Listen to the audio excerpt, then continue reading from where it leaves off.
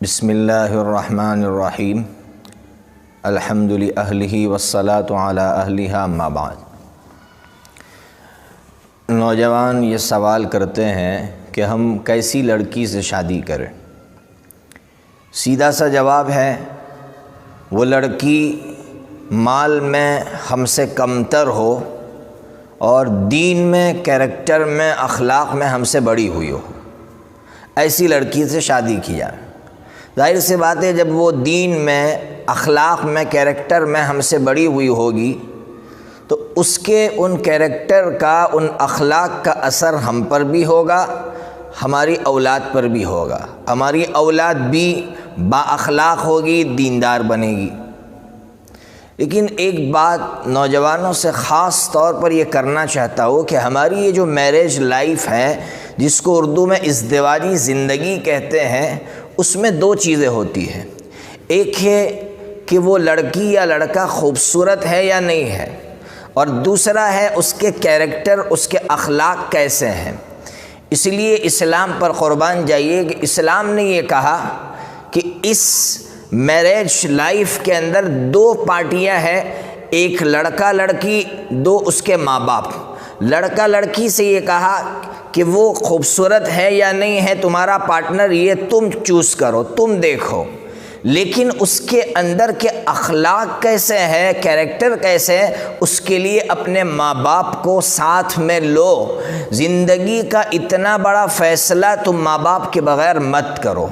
آج کے نوجوان جب زندگی کا اتنا بڑا فیصلہ کرنا ہوتا ہے تو ماں باپ کو بھول جاتے ہیں، اور ماں باپ کو شامل کیے بغیر وہ شادیاں کرتے ہیں، جس کا نقصان یہ ہوتا ہے کہ وہ شادیاں بہت دیر تک نہیں چلتی اور آگے جا کر وہ شادیاں ٹوٹ جاتی ہیں۔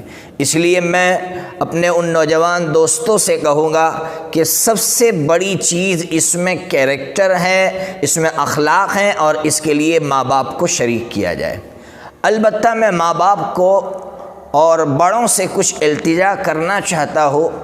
سب سے پہلی التجا یہ ہے کہ بعض مرتبہ لڑکا غلطی کر جاتا ہے، وہ آپ سے پوچھتا نہیں ہے اور اتنا بڑا فیصلہ خود سے کرتا ہے، لیکن جب یہ بات آپ تک پہنچتی ہے اور آپ کو ایسا لگتا ہے کہ اس رشتے میں زیادہ کوئی خرابی نہیں ہے، صرف 19-20 ہے، تو صرف اپنی ناک کی وجہ سے، اپنی ایگو کی وجہ سے تم اس رشتے کو ریجیکٹ مت کرو، اس کو رد مت کرو، ورنہ نقصان کیا ہوتا ہے کہ ہماری بچی پھر بھاگ جاتی ہے کسی دوسروں کے ہاتھ، اور حتیٰ کہ غیر مسلم کے ہاتھوں بھاگ جاتی ہے۔ یہ اس کے نقصانات ہیں، اس لیے ماں باپ اپنی ناک کو لے کر نہ بیٹھے۔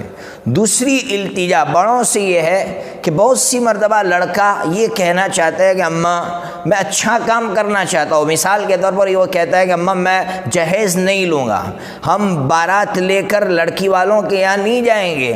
تو ماں باپ روڑا بنتے ہیں اور یہ کہتے ہیں کہ خاندان والوں کو کیا جواب دیں گے، خاندان والے کیا کہیں گے۔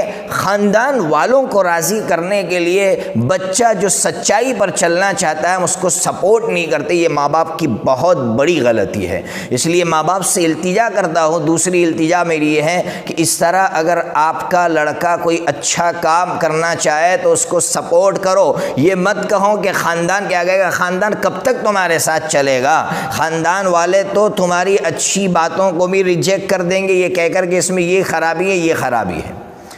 تیسری التجا خاص کر ماں سے یہ ہے کہ جب لڑکا اس کی بیوی کے ساتھ یا بیوی اپنے شوہر کے ساتھ خوب محبت کرتی ہے تو ماں درمیان میں نفرت پیدا کرنا اس لیے چاہتی ہے کہ ماں کے دماغ میں یہ وسوسہ آتا ہے کہ کہیں یہ لڑکی میرے لڑکے سے بہت زیادہ محبت کر لے گی اور اس کی وجہ سے میرا لڑکا مجھ کو چھوڑ کر الگ ہو جائے گا۔ اس کی وجہ سے میاں بیوی میں ماں نفرت ڈالتی ہے۔ اس لیے ماں سے کہنا چاہتا ہوں کہ اگر محبت کرتے ہیں اور ہم محبت کو سپورٹ کرتے ہیں تو اس کے جواب میں ہمیشہ محبت ملے گی، اور اگر ہم نفرت ڈالتے ہیں تو آپ جانتے ہیں کہ نفرت کے بیچ کی وجہ سے نفرت ہی جو ہے وجود میں آئے گی۔ اسی لیے کبھی بھی اس طرح دونوں کے درمیان میں روڑا ڈالنے کی کوشش نہ کریں۔